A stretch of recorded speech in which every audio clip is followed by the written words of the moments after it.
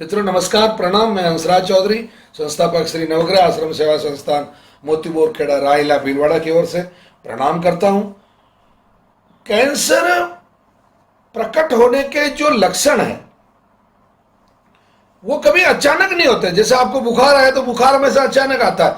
आप 1 घंटे पहले नॉर्मल थे और आपको एकदम अगर छुआ तो आपका मतलब आपका शरीर बदन है वो गर्म हो रहा है, ये अचानक होता है। एक्सीडेंट अचानक होता है। बीमारी कभी अचानक नहीं होती, बीमारी धीरे धीरे होती है और धीरे धीरे जाती है। एक्सीडेंट अचानक होता है और आदमी को जाना होता है तो अचानक जाता है, पैसा लगना होता है तो अचानक लगता है। तो पहली बात तो ये है कि ये जो कैंसर है ये बीमारी है, ये एक्सीडेंट नहीं। अब इसके प्रारंभिक लक्षण ऐसे हैं कि अगर आप उसका पालन करें, मतलब मैं कुछ प्रारंभिक जांचें बता रहा हूं जिनका कोई पैसा नहीं, निःशुल्क है।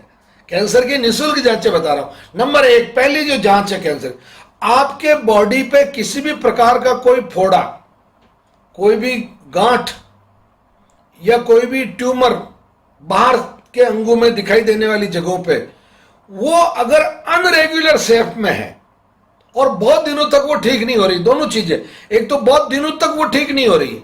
सामान्यतया जो गांठ वांठ होती है 3-4 दिन में ठीक हो जाती है, परंतु वो ठीक नहीं हो रही, एक का। दूसरा, वो अनरेगुलर शेप में है, मतलब बिल्कुल जैसे बॉल की तरह नहीं है, गोल नहीं है वो, मतलब उसका जैसे उसको चारों तरफ से देखे तो वो राउंड शेप में नहीं है, वो अनरेगुलर शेप में है। तो ऐसी जो गांठ है या ऐसा जो फोड़ा है वो कैंसर का संकेत है।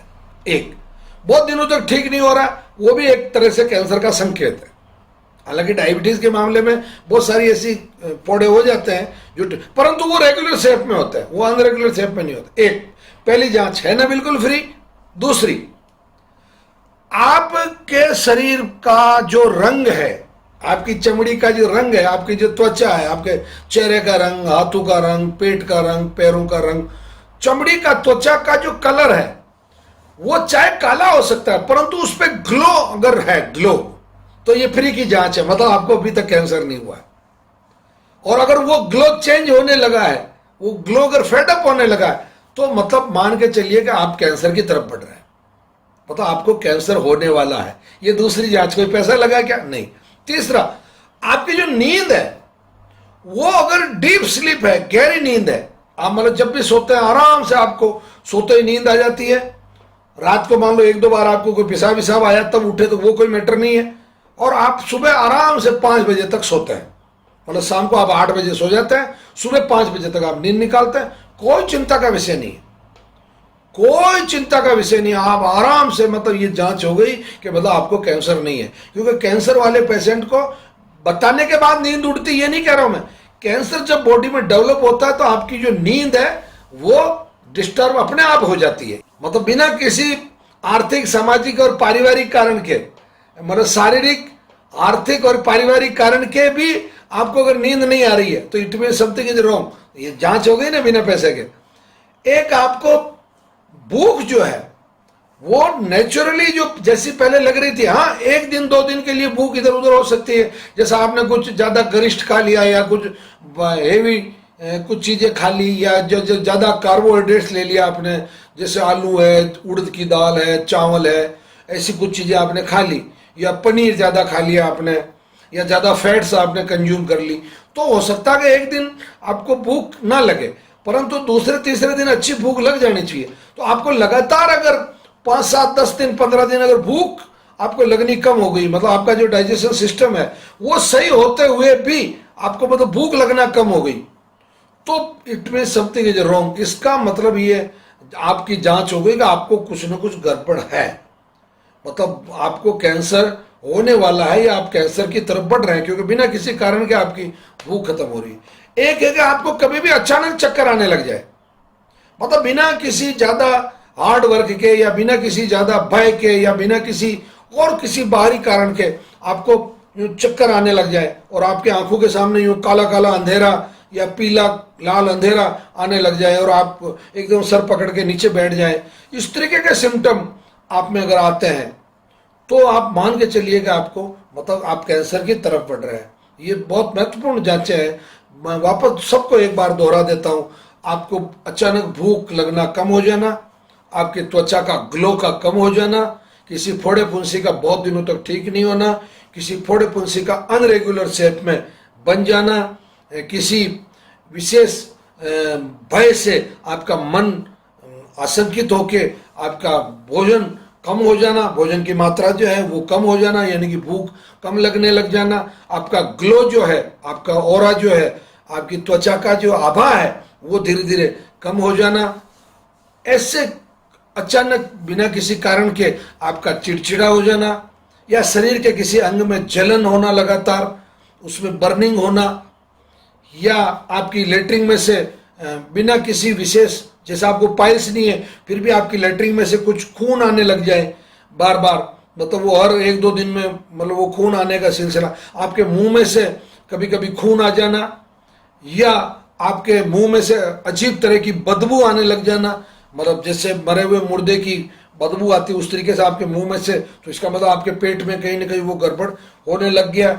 आपका बहुत अच्छी दिनचर्या होते हुए आपकी किडनियां का मतलब आपके पेशाब बनने का सिस्टम बंद हो जाना, बिना किसी कारण के बार बार कब्जी होना, बार बार लूज मोशन होना, ये भी एक बहुत बड़ा कारण है। आपके स्तन में कोई ऐसी गांठ बन जाना जिससे कि पहले थी नहीं नॉर्मल और वो गांठ धीरे धीरे बड़ी होती जा रही हो, ऐसा होना। आपकी जो निपल्स हैं उनका टिल्ट हो जाना, मतलब बाहर की तरफ या अंदर की तरफ मुड़ जाना, या अंदर स्तन के अंदर धस जाना। आपका मोनोपॉज हो गया, मतलब आपकी माहवारी बंद हो गई, उसके बाद में भी आपको अचानक माहवारी आ जाना, महीने में 2-3 बार माहवारी आ जाना, या 2-3 महीने तक माहवारी नहीं आना और फिर अचानक बहुत माहवारी आना। ये सब जो कारण है ये आपको कैंसर के इंडिकेशन की तरफ, इंडिकेटर की तरफ, ये सब मैंने इंडिकेटर बताया आपको। तो ये सब जो जांचें हैं ये बिना पैसे की जांचें हैं, इससे आपको बिल्कुल पता चल सकता है एडवांस में। श्वास लेने में आपको तकलीफ हो रही है, ऐसी कोई खांसी बहुत दिनों तक चल रही है और जांच करवाने पर या पता करने पर आपको टीबी वगैरह ऐसा कोई डिक्लेरेशन नहीं हो रहा है, तो मतलब आपको कैंसर की तरफ, आप फेफड़े के कैंसर की तरफ या श्वास नली के कैंसर की तरफ आप बढ़ रहे हैं। तो ये कई ऐसे छोटे छोटे कारण हैं जिन पे अगर आप ध्यान दें तो आपका जीवन बच सकता है, आपका पैसा बच सकता है। जीवन बच गया तो और क्या चाहिए। क्या नाम होगा? संतोष पांडे। संतोष पांडे। पांडे जी लाड़ के वहां पे हो तो सर एक चीज ऐसा मेरे यहाँ है, हाँ कि अभी था भी, लेकिन बीच में धीरे धीरे क्योंकि अभी थोड़ा सा हुआ। नहीं कुछ नहीं, आप तो मुंह खुला को थोड़ा टाइम दे। मैं मुंह खुला भी करता हूँ, गौमूत्र को भी मुंह में रखता हूँ, मुझे लगता है खुला करता हूँ। वो क्या थोड़ा सर्जरी का साइड इफेक्ट है मुझे। अभी इतनी गांठ से किया हीमोग्लोबिन कितना था पहले?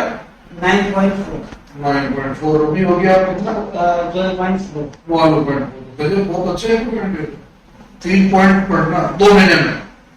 अप्रैल से जब मैं आपके पास आया था, हाँ तो मई जून जुलाई 3 महीने पकड़ लो। मई जून जुलाई साढ़े 3 महीने। जब मैं यहाँ आया था तो आपको दिखाया मैंने, वो पैकेजिंग दिखाया था, तो उसमें मेरा 9.4। नहीं वैसे लोगों ने आपको देखा है नहीं कह रहे हैं पांडे जी किस चक्कर में पढ़ रहे हो, आयुर्वेद में क्या मतलब है?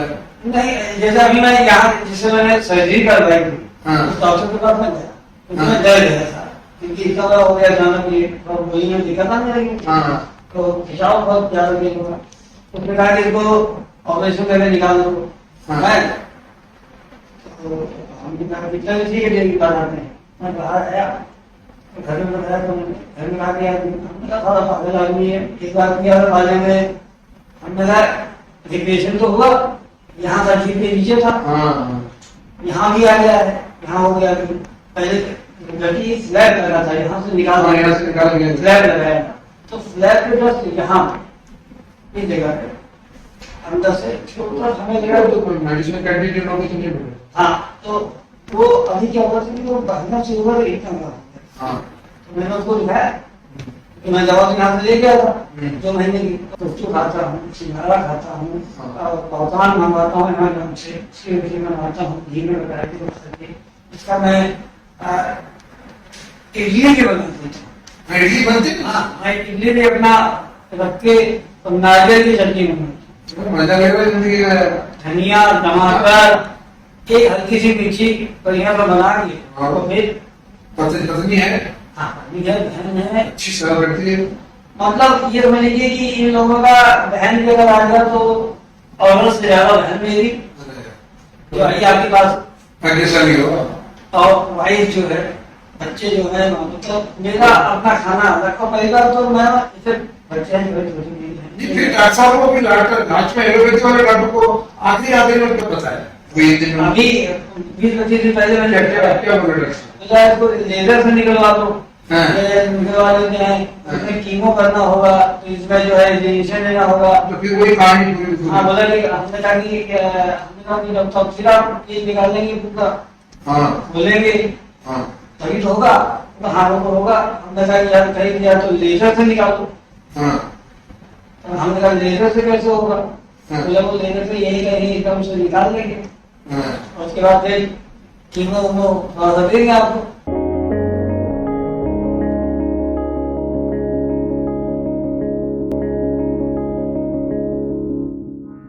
गोमूत्र जो है ना, अकेली गोमूत्र एक ऐसी औषधि है कि जिसके अंदर 23 एंटी कैंसरस प्रॉपर्टी केवल अकेले गोमूत्र। गाय का जो दूध है, गाय का जो घी है, और गाय की जो छाछ है, और गाय का जो दही है, उस अकेले गाय का, देसी गाय का घी, छाछ, दही और इसमें और मूत्र का तो 23 हो गया।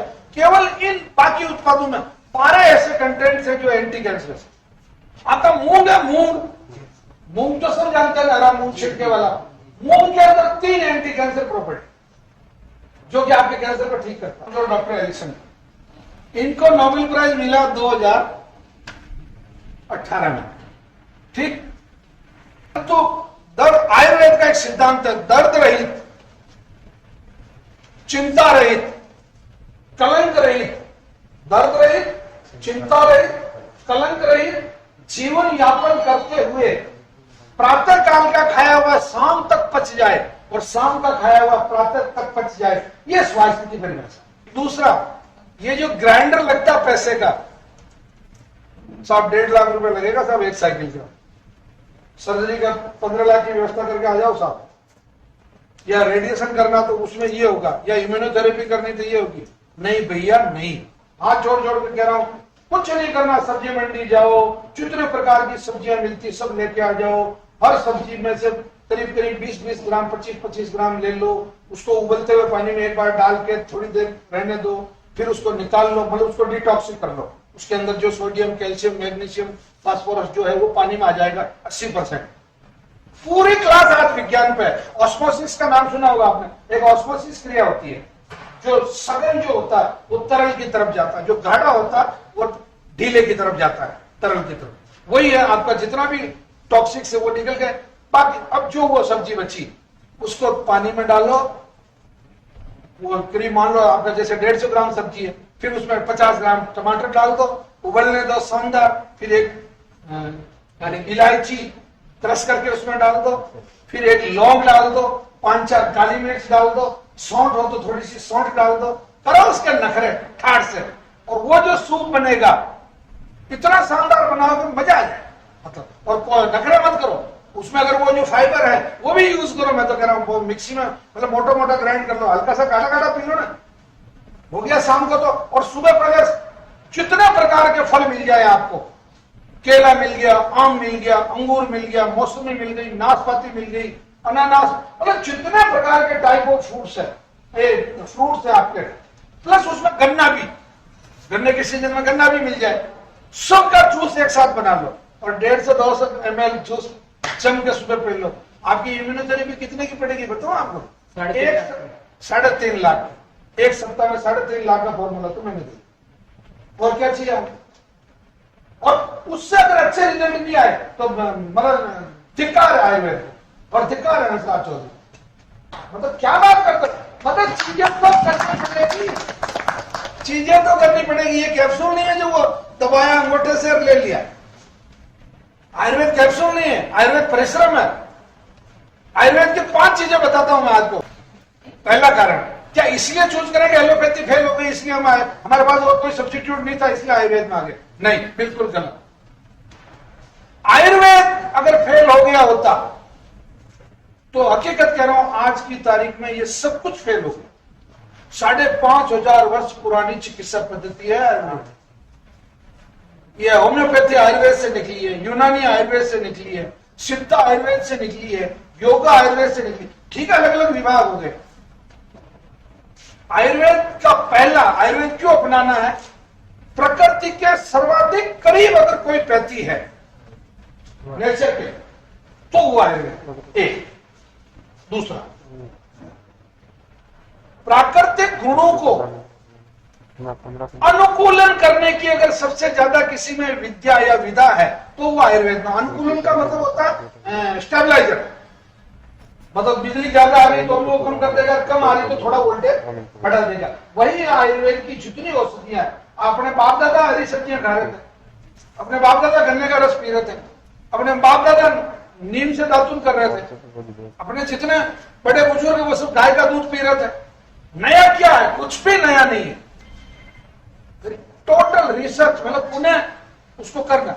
तो महर्षि जो शब्द होता है उसको साइंटिस्ट कहते हैं। महर्षि पतंजलि, महर्षि चरक, महर्षि सुश्रुत, महर्षि वाग्भट, महर्षि डेलन, ऑल आर साइंटिस्ट। ये नोबेल प्राइज के बाप है, ठीक है। परंतु क्यों आयुर्वेद को क्यों सिलेक्ट करे? इसका तीसरा पॉइंट है डॉक्टर होंजो और डॉक्टर एलिसन वाला। डॉक्टर होंजो और एलिसन ने ये रिसर्च की लाखों पेशेंटों पे। जब पता किया इन्होंने, जो सैंपल लिए सेल्स के, कैंसर पेशेंट की सेल्स ली और बिना कैंसर पेशेंट की सेल।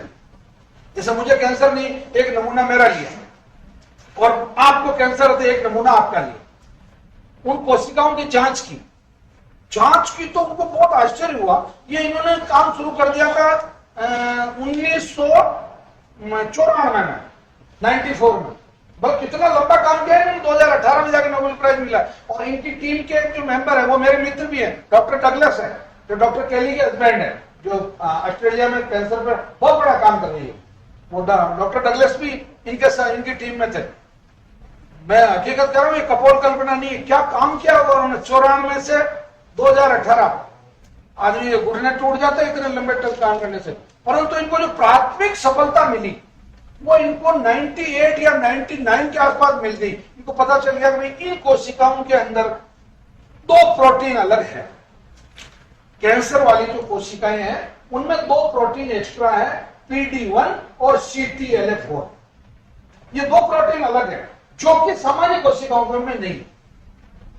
फिर रिसर्च है, आगे इन्होंने काम बढ़ाया। फिर ये 2 प्रोटीन बंद करके देखिए पेशेंट को। अच्छा हाँ, फिर ये पता किया ये प्रोटीन होता किसमें, ये PD1 और CTLA4 होता किसमें। तो इन्होंने पता किया ये जितने भी RR क्रॉप्स जो है, सभी फसलें, मूंग को छोड़ के सभी फसलें, गेहूं, जो ज्वार, बाजरा, मक्का, सोयाबीन, उड़द, चौला, चावल, अरहर, तुअर, ये सब, इनमें PD1 और CTLA4 नाम के 2 प्रोटीन पाए। तो इनका ये बंद करो, ये मत खिलाओ। फिर अपने भारत वालों का मजा देखो आप। जब इन्होंने ये थ्योरी सबमिट की, 1 लाख लोगों पर रिसर्च की थी इन्होंने। 1 लाख का कंट्रोल ट्रायल था। 1 लाख का कंट्रोल ट्रायल बहुत बड़ा ट्रायल होता है। मतलब हम नवरे आश्रम वाले 50-50 हजार का कंट्रोल ट्रायल करते हैं, जिसमें पसीना आ जाता है हमारे को। तो इतने लोगों का डाटा कलेक्ट करना, इतने लोगों को फोन करना, इतने लोगों से जानकारी जुटाना बहुत मुश्किल काम होता है। ट्रायल अपने घर पर ट्रायल नहीं कर सकते कि लक्ष्य से नाना, पेयर से नाना। मान लो दुकानदार के पास पेयर नहीं तो वहां रहने दे यार, आज लक्ष्य कर दे तू, तो गई आपकी ट्रायल तो पानी पीने। मतलब ट्रायल का मतलब है मैं इस प्रोडक्ट को इतने टाइम तक यूज करूंगा, मुझे कोई नुकसान होता है, फायदा होता है, क्या होता है। तो 1 लाख की ट्रायल थी। अंत तो बतवा जब इनका ये सक्सेस हुआ और इन्होंने कहा साहब हम ये प्रूव करते हैं कि ये हमारे ये पेशेंट है, ये हमारी कंट्रोल ट्रायल है, इनको तो हमने PD1 और CTLA4 नहीं दिया और इनको दिया, और इनके कैंसर था ही नहीं, इनको भी दिया, परंतु इनकी किसी भी कोशिका में PD1 और CTLA4 नहीं पाया गया।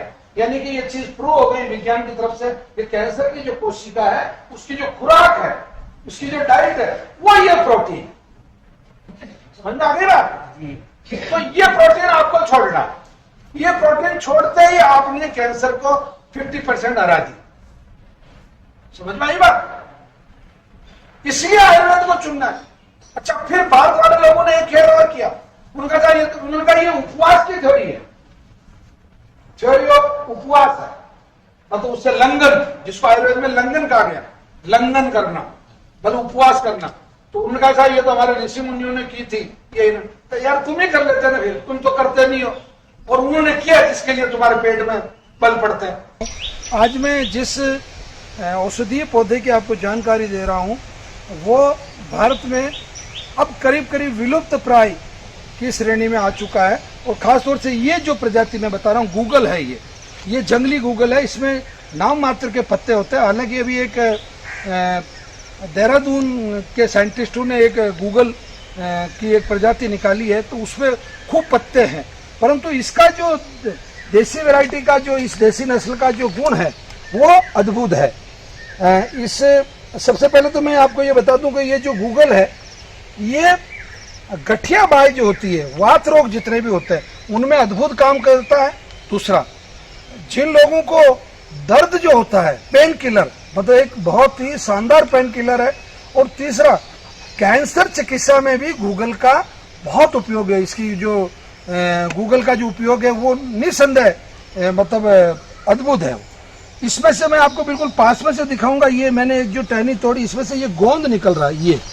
ये जो सफेद सफेद जो ये जो गोंद है, ये मेरी उंगली पे ये जो गोंद है, ये गोंद ही गूगल होता है। बेसिकली गूगल का जो प्रोडक्ट होता है ये दूध होता है।